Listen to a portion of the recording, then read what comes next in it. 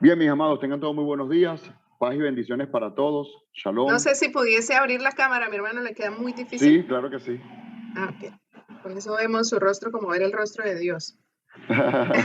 Cónchale, Baruch Hashem. Ajá, ¿me ven allí? Sí, señor, sí, señor. Muy bien, excelente. Saludos a todos. Bueno, por los siguientes minutos, procuraré de ser lo más breve posible en cuanto a este tema a desarrollar que hemos preparado a modo de síntesis, porque de verdad que es un tema bastante amplio y profundo. Y bueno, esperamos que con los tips que hemos desarrollado podamos dar mucha más luz en cuanto al tema de los pactos en las escrituras, en la Biblia, ¿sí? Y bueno, vamos a arribar a la entrada pues, de esta presentación sobre los pactos que están registrados en las escrituras. En las escrituras nos vamos a encontrar con dos tipos de pactos. Un pacto realizado entre el Eterno y los hombres, y también existen pactos descritos en la Biblia como lo son entre hombres y hombres, a fin de conocer los acuerdos solemnes que él estableció en algunos momentos de la historia y que fueron trascendentales a nivel histórico y profético para las personas que aceptaron sus pactos, así como para el pueblo de Israel, aparentemente fue y es una de las formas como el Eterno inicia una relación íntima con sus criaturas. Por respeto, digamos, intelectual, yo digo aparentemente, pero la verdad es que en esencia vemos a lo largo de las escrituras que cuando el Eterno iniciaba un encuentro personal con alguno de los patriarcas, con alguno de los líderes, de los reyes, él establecía una relación de pacto. Y considero que nosotros no somos la excepción, porque cuando nosotros le conocemos a través de Yeshua, luego pues comprendemos que nos estamos haciendo parte de un pacto. Y esto es fundamental en la vida de fe porque no se trata de pertenecer a una membresía, de ser parte de una organización. Eso, digamos que es el formalismo social y humano. Pero la verdad es que cuando nos acercamos en una relación íntima con nuestro Padre, lo hacemos desde un pacto. Si no lo habían visto así, bueno, les invito a que lo empiecen a ver así porque definitivamente es así. Y Amén, amén.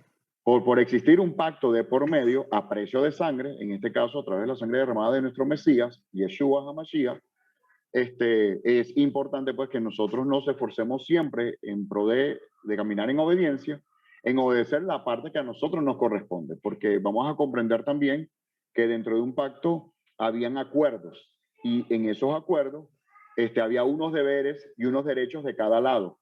Y en el caso nuestro, en calidad de creyentes, pues nos corresponde también obedecer a esos preceptos pues que el Eterno estableció desde ese pacto, iniciando principalmente con los 10 mandamientos, ¿no? Que fue como que el fundamento principal.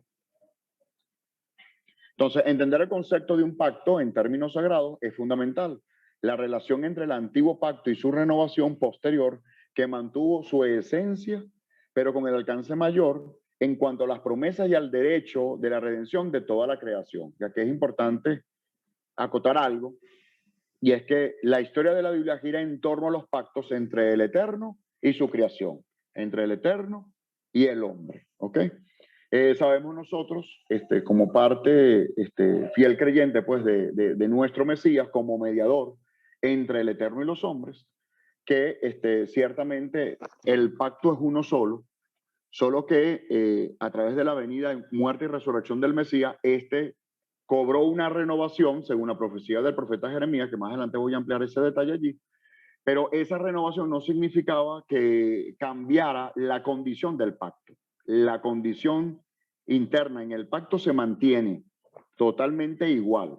Lo que fue renovado fue el alcance, por eso acuño acá en esta presentación, como pueden ver allí en pantalla, ¿sí? Que es de mayor alcance, porque el pacto sinaítico alcanzó solamente al pueblo de Israel, pero ahora tuvo mayor alcance también, en este caso, para los temerosos entre las naciones, para los justos entre las naciones.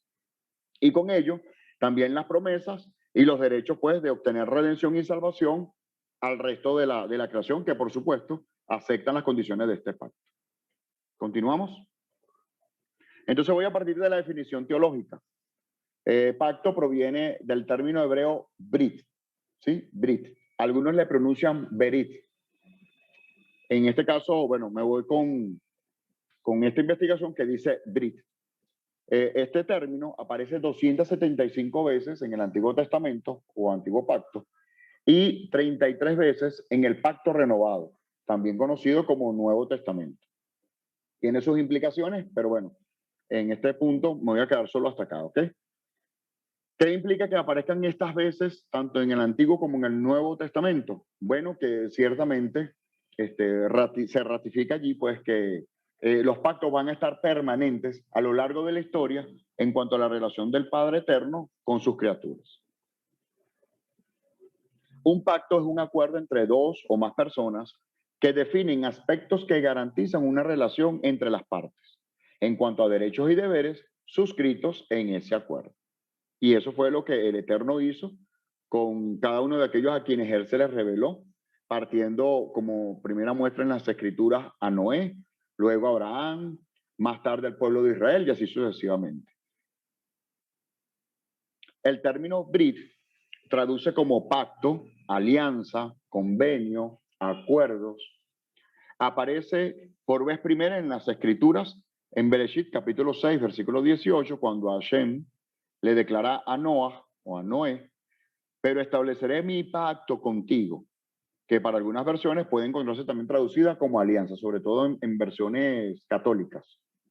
Pero en el fondo, digamos que comparte el mismo concepto de lo que es un pacto. Bien, dos tipos de pactos principales lo vemos entre hombre y hombre, que tienen por objetivo la unificación de familias, formar nuevas familias, definir las relaciones entre grupos de personas enteras o grupos de familias. Algunos ejemplos de esto lo vemos, por ejemplo, en la historia de Abraham con Abimelech, según Génesis capítulo 21, versículos 22 al 34. En el caso de Jacob con Labán, en Génesis capítulo 31, David y Jonatán, en 1 Samuel capítulo 18, versículos 1 al 5, y también el versículo 20. Y a nivel también de la unión matrimonial, la unión entre un hombre y una mujer está concebido en la definición de un pacto. Y ejemplo de ello lo vemos en Génesis capítulo 2, versículos 22 al 24, y Malaquías capítulo 2, versículo 14. Por razones de tiempo, ¿verdad? No ampliaría los detalles dentro de cada uno de esos textos bíblicos, pero se lo dejo allí para que lo tengan pues como referencia y reseña de profundizar en el tema. Ahora bien, vamos a ampliar, digamos, una mayor caracterización en cuanto a los pactos entre el Eterno y los hombres. Estos son realmente importantes y le dan forma a la historia de las Escrituras. ¿Por qué son especiales? Veamos. Acá diseñamos una tabla que nos... Perdón, hermano, creo que me faltó aquí una diapositiva. No sé si la tengo. Ok. Permítanme un segundito. Tranquila. Ok. Que ahí comentaba usted que eran especiales porque el Eterno mismo se ponía por testigo. Ya. Si quiere, de pronto ir ampliando esa idea mientras yo busco la diapositiva. Sí, muy bien. Estos pactos entre el Eterno y los hombres son de vital importancia porque a partir de ese pacto, más allá del pacto en sí, es que se generan unas condiciones en los hombres que aceptaron ese pacto. ¿Por qué? Porque al pacto le acompañaban una serie de promesas que más tarde se fueron cumpliendo en la vida de aquellos hombres que recibieron ese pacto de parte del Eterno.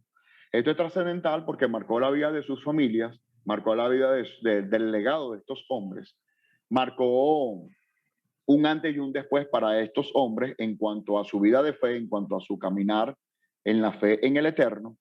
Y de allí en adelante, el Eterno fue como que preparando un panorama mucho más amplio a futuro en la vida de estos hombres, que partiendo de allí, él fue como que cambiando el curso de la historia, incluso me atrevo a decir, ¿no? Para con el pueblo de Israel, en este caso particular. De allí pues su vital importancia. Ahora bien, hemos preparado una tabla donde estaremos mencionando algunos de estos pactos más relevantes con sus referencias en las escrituras y algunas observaciones a acotar o a destacar en cada uno de ellos. Vemos, ya, por ejemplo... Deme un segundito. Si quiere, váyalos desarrollando y ya los comparto. Muy bien, no se preocupe. Bien, entonces, bueno, el primero de ellos tiene que ver con Noah, con Noé, conocemos la mayoría de la historia, ¿sí? Donde, acto seguido del diluvio, Hashem, en su gran misericordia, establece un pacto con Noah y le da una señal para recordar siempre ese pacto. Conocemos bien que esto fue un arco en los cielos, que hoy por hoy conocemos como un arco iris.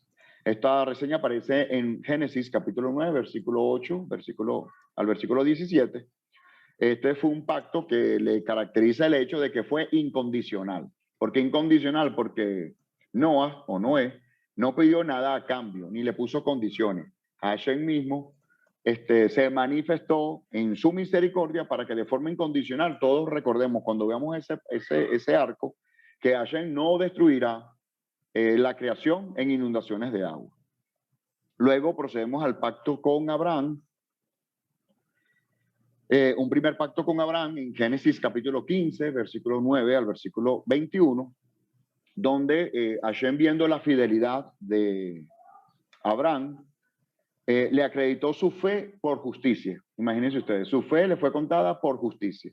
Y eso pues le fue meritorio en este caso para forjar con Abraham un primer pacto donde de él iba a surgir un gran pueblo, una gran nación, imagínense ustedes. Cuando en ese momento todavía no tenía hijos. Y una característica, y permítanme aquí el paréntesis, ¿no? Es que cuando Hashem establece un pacto con el hombre, eso marca un antes y un después sin precedentes, donde tú no puedes como que hacer una relación de lo que el Eterno puede hacer con sus promesas, ¿no? Como que no teniendo hijos, de mí va a salir una gran nación, ¿no? Es increíble, en un sentido, en el sentido lógico, es increíble escuchar esa promesa, ¿no? De parte del Eterno. Luego hubo un segundo episodio en Génesis capítulo 17, donde el Eterno estableció un pacto condicional, unas promesas a cambio de la fidelidad de Abraham y de todos, pues, quienes partían, en este caso, de los lomos de Abraham.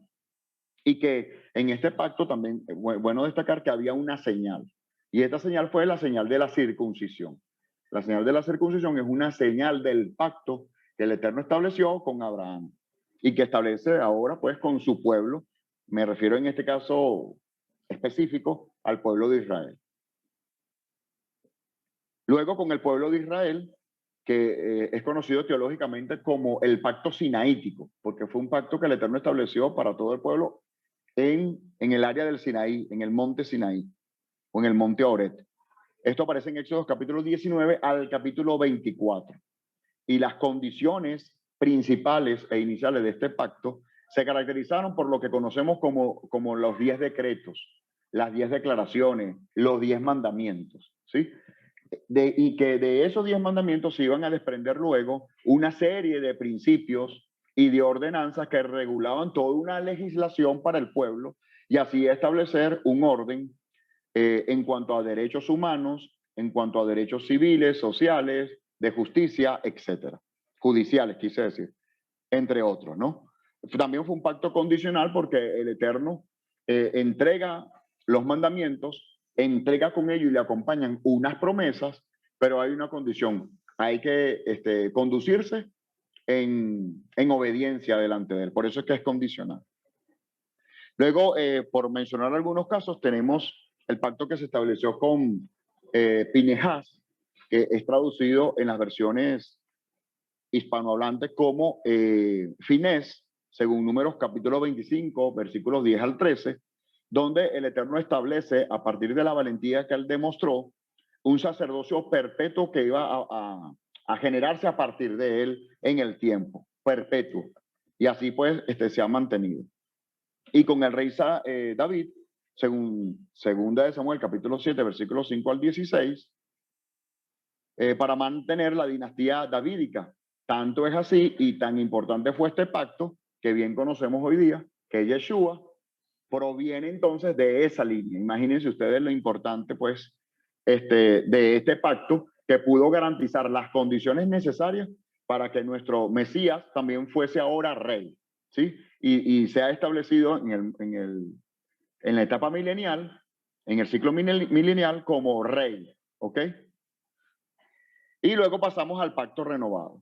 Jeremías 31, 31 al 34. Acá la Torá sería puesta dentro del pueblo y escrita en el corazón del pueblo.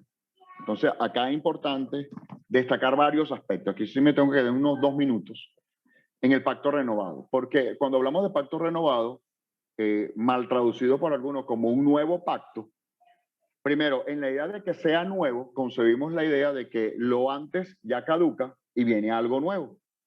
Y no es así. Eso tiene sus razones. El término por la palabra nuevo que aparece allí en esa profecía de Jeremías capítulo 31, ese término de nuevo es traducido al hebreo como hadashah. Y hadasha o hadashah no solamente tiene que ver con ser algo nuevo, sino algo renovado. Y de allí que pueda traducirse como renovado o restaurado incluso. Ahora bien, ¿qué fue renovado? No fueron las condiciones del pacto. Lo que fue renovado es que antes estaba escrito en tablas de piedra, ahora iba a ser escrito en el corazón de su pueblo.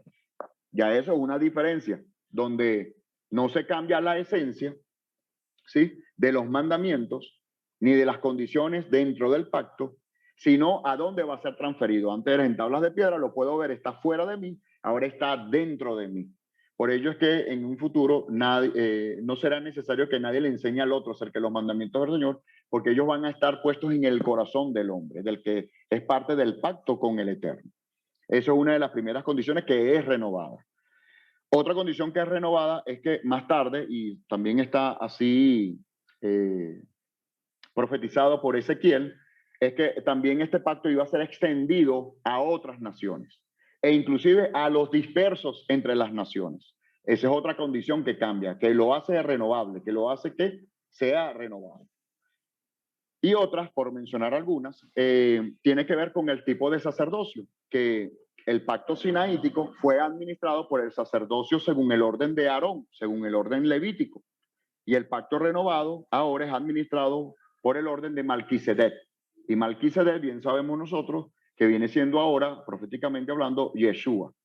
Él es nuestro sumo sacerdote. Por eso tiene la potestad de ser mediador entre el Eterno y los hombres. No solamente entre el Eterno e Israel, sino el Eterno y los hombres, toda la humanidad. Entonces, esos fueron los aspectos que cambiaron, pero la esencia del pacto se mantiene completamente vigente. Y esta acotación es importante tenerla bien clara en calidad de creyentes para defender nuestra fe en cuanto a la idea que se sostiene cuando se dice que el pacto es nuevo y que uno fue eliminado en lugar del otro, fue reemplazado en lugar del otro. Y comprender también que eso de nuevo no es que algo no existía, sino que es completamente renovado. Eso debemos interpretarlo desde el pensamiento hebreo, porque desde el pensamiento occidental algo nuevo es que no había existido otra cosa. Y en este caso, nuevo, novedoso, tiene que ver con que algo es completamente renovado. Algunos ejemplos para mencionar, cuando hablamos de la luna nueva, ¿es que se creó una luna nueva? No, la luna nueva es que está marcando un renuevo en el tiempo y está marcando un inicio de tiempo, en este caso el inicio de mes, según el calendario hebreo, ¿no? O cuando nuestras expresiones dicen, hey, esa camisa te quedó como nueva, y fue que lo envió una tintorería. No es nueva, es que le dieron una renovación tal que cabe el calificativo de que es nuevo. No significando esto de que se hizo por vez primera esa camisa o esa vestidura, etcétera, ¿no? Y así muchísimos otros ejemplos. Ok, estoy por acá por el minuto 19. Continúo por acá. Génesis 15, 7 al 11. Aquí quiero regalarles una perla que es muy poco conocido, pero tengo que leer aquí la cita bíblica. Dice, y Abraham creyó en el Señor, y él se lo reconoció por justicia. Y le dijo, yo soy el Señor que te saqué de Ur de los Caldeos, para darte esta tierra, para que la poseas. Y él le dijo, oh Señor Dios, ¿cómo puedo saber que la poseeré? Él le respondió, tráeme una novilla de 3 años, una cabra de 3 años, un carnero de 3 años, una tórtola y un pichón. Y él le trajo todos estos y lo partió por la mitad, los cortó. Y puso cada mitad enfrente de la otra. Mas no partió las aves. Y las aves de rapiña descendían sobre los animales sacrificados, pero Abraham las ahuyentaba. Esta es una perla que conocí en algún momento en los dichos de un arqueólogo. Fíjense algo, pueden allí la imagen, les invito a todos a ver la imagen. Hay como especie de una zanja en una colina Y hay unos restos a los lados que no logran verse así con mayor detalle, pero la verdad es que son esos sacrificios, esos animales que el Eterno le está pidiendo cortados por la mitad. ¿Sí? La sangre decanta en una zanja que pueden ver allí en el medio. Y lo que ocurría allí es que cuando el Eterno se le revelaba al hombre, ellos buscaban un lugar alto y buscaban una peña o una piedra para ejemplificar en ella o simbolizar en ella un altar. Entonces, ante esta petición del Eterno, él fue, sacrifica estos animales, empieza a decantar la sangre, y mientras el Eterno empieza a hablarle al hombre, el Eterno permite que se acerquen aves de rapiña sobre los sacrificios, y en el intento de él por espantar estas aves de rapiña, él camina dentro de la zanja. Y al caminar dentro de la zanja, por ese camino, digamos, construido por la zanja, al final del recorrido, una vez pasando los animales sacrificados, sus pies y sus vestiduras quedaban teñidos de sangre. Entonces, la costumbre era que ellos cortaban un tejido, una parte del tejido de esas vestiduras que quedaron teñidas de sangre, y esa era la marca para recordar siempre que se había establecido un pacto con él. Esta práctica no solamente era con el Eterno, sino también entre hombres. Hacían un sacrificio y la sangre iba a ser la marca irrevocable de que un día se hizo un pacto. Entonces, esto, sí, señor, esto le traía a Abraham a su memoria que Hashem había establecido un pacto con él. Hay otras implicaciones con el tipo de sacrificio y todo esto, pero por razones de tiempo no lo voy a ampliar ahorita. Entonces, bueno, vamos a repasar algunas evidencias bíblicas sobre la ejecución de un pacto. Veámonos a Génesis capítulo 9, versículo 13. Mi arco he puesto en las nubes, el cual será por señal del pacto entre mí y la tierra. Génesis 9:11. Establecí mi pacto con usted y no exterminaré ya más toda carne con aguas del diluvio, ni habrá más diluvio para destruir la tierra. Éxodo 19:5. Ahora pues, si dieres oído a mi voz y guardaras mi pacto, fíjense que el pacto es condicional, ustedes serán mi especial tesoro sobre todos los pueblos, porque mía es toda la tierra. Este es uno de los condicionantes, por decirlo así, una de las cláusulas dentro de lo que es el pacto sinaítico. Continuamos con Éxodo 19:5-6. Ahora pues, si en verdad escuchan mi voz y guardan mi pacto, serán mi especial tesoro entre todos los pueblos, porque mía es toda la tierra, y ustedes serán para mí un reino de sacerdotes y una nación santa. Estas son las palabras que dirás a los hijos de Israel. Éxodo 34:28.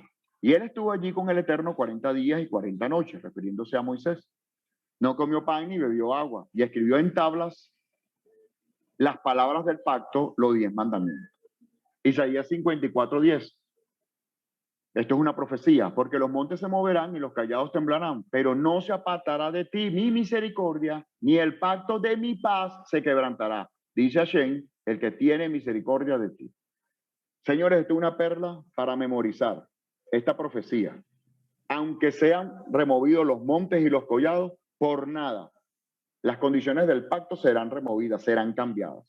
Su pacto de paz jamás será cambiado. Y es así como la misericordia no se apartará del pueblo.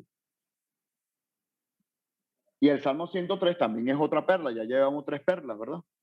Dice aquí la escritura, más la misericordia del Eterno es desde la eternidad y hasta la eternidad, sobre los que le temen, y su justicia sobre los hijos de los hijos, sobre los que guardan su pacto y los que se acuerdan de sus mandamientos para ponerlos por obra. ¿Para quién es esta promesa? Para los que guardan su pacto. Su pacto. Es el mismo pacto, el pacto revelado al pueblo de Israel. Pero algo importante, y quería ampliar esto, pero ya no me da tiempo, es que la misericordia del Eterno, según esta descripción, es desde el principio por la eternidad. Siempre es su misericordia. Entonces, a veces interpretamos que Yeshua como que demostró mayor misericordia que el Eterno en el Antiguo Testamento. Y la verdad por las Escrituras es que la misericordia de Hashem es inamovible, siempre es misericordia. ¿Ok? En la línea del tiempo siempre será misericordia por la eternidad. La diferencia acá es el contexto social. Hashem hacía unas demandas, unas exigencias a su pueblo porque ellos les estaba entregando de primera mano el pacto. Mientras que en el contexto de Yeshua, ya por la corrupción que se había generado en medio de los fariseos y todas las escuelas que estudiaban y enseñaban la Torá, había muchísima hipocresía, muchísima corrupción. Entonces, Yeshua, en medio de la prole, en medio del pueblo, tenía que mostrar la misma misericordia, pero digamos, como que con un atenuante de que ellos venían a ser víctimas en ese contexto social e histórico. Todo ese pueblo estaba siendo víctima de la corrupción, de las malas interpretaciones que se le estaba dando a la Torá, de las exigencias que se le estaban dando cuando habían cosas que no estaban establecidas en la Torá y aún así los rabinos así lo establecían, etcétera, etcétera. Entonces, por esa razón vemos como que un carácter distintivo en cuanto a la misericordia, pero la misericordia del Padre es inamovible y no hay forma pues de que ella pueda cambiar. Deuteronomio 4:13, y les anunció su pacto, el cual les mandó poner por obra los 10 mandamientos y los escribió en 2 tablas de piedra.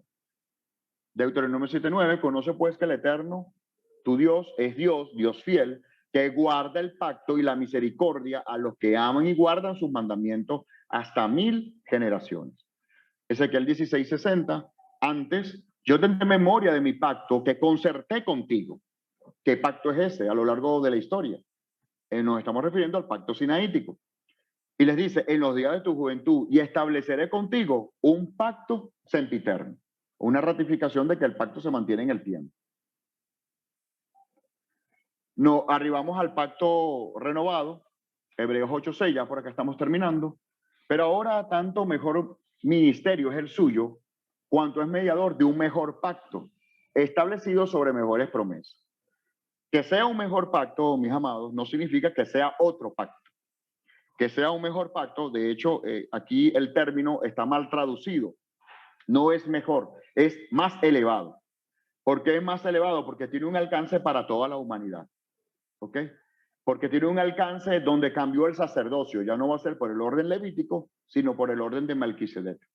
¿Sí? Entonces, es mejorado. Es como que yo tome un vehículo del año 60 y lo pueda repotenciar con la tecnología actual. El vehículo sigue siendo el vehículo, sigue siendo del mismo año, pero los componentes nuevos hacen que él pueda ser mucho más eficiente. Mejorado, una versión mejorada. ¿Ok? Hebreos 8:8. Porque reprendiendo les dice, he aquí vienen días, dice el Señor, en que estableceré con la casa de Israel y la casa de Judá un nuevo pacto. De nuevo acá, aquí el escritor de los Hebreos está haciendo referencia a la profecía. Esto es un drash, ¿sí? Un método de interpretación donde él está tomando de las profecías de Jeremías para ratificar la profecía. Y aquí lo que se está estableciendo primero es que para la casa de Israel y casa de Judá. Anteriormente había sido para Israel porque no había sido dividido. Años más tarde, el reino se divide, tenemos la casa de Judá y la casa de Israel. Entonces el Eterno tiene que ratificar el mismo pacto, pero para ambas casas, porque ambas casas habían caído en desobediencia y habían seguido otros dioses. Entonces necesito ratificarlo por separado. Pero ahora bajo la condición de que voy a revelar mis mandamientos a sus corazones. No va a quedar solo en tablas de piedra. Y cuando hablamos de nuevo, ya me les adelantaba de que lo nuevo tiene que ver con que el pacto haya sido renovado, de que es una renovación. Finalmente, en Hebreos 13, 20 al 21 dice, y el Dios de paz, que resucitó de los muertos al Señor Yeshua, el Mesías, el gran pastor de las ovejas, por la sangre del pacto eterno, les haga actos en toda buena obra para que hagan su voluntad, haciendo Él en ustedes lo que es agradable delante de Él por el Mesías, el cual sea la gloria por los siglos de los siglos. Amén. Primero, la sangre del pacto, por la sangre del pacto del Eterno. En Yeshua, en su sacrificio, siendo él inmolado, su sangre derramada permitió que la renovación del pacto efectivamente fuese establecida y que esa sangre derramada sea la marca del pacto. ¿Recuerdan cuando hablábamos de la parte histórica? Que la mancha de sangre, el derramamiento de sangre en primer lugar, degeneraba la marca de que se había establecido allí el pacto. Eso mismo ocurre en la muerte de Yeshua cuando su sangre es derramada. Es por esa marca, no porque haya poder en la sangre, esos son misticismos agregados posteriores, pero ciertamente hay una señal visual, profética, de que por esa sangre derramada, efectivamente el pacto podía ser renovado y en consecuencia el pueblo de Israel podía alcanzar redención, podía volver, retornar al Eterno, así como cualquier otro que no siendo, cualquier otro extranjero, me quiero referir acá, que no siendo del pueblo de Israel, también puede tener derecho a la redención de nuestro Padre Eterno. en nuestro Padre Eterno. Fin. 30 minutos. Tranquilo, mi Wow. hermano.